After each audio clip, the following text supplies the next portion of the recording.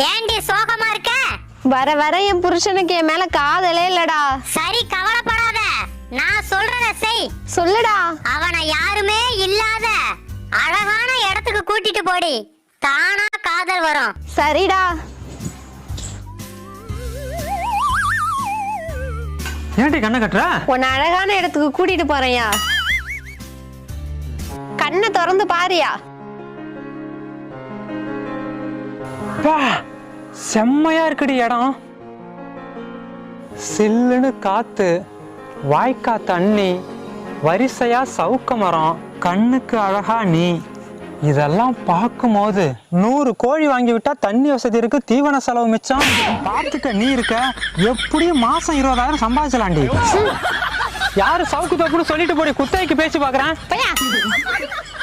கட்டையில போறவன நாங்க இவனை விட்டாலும்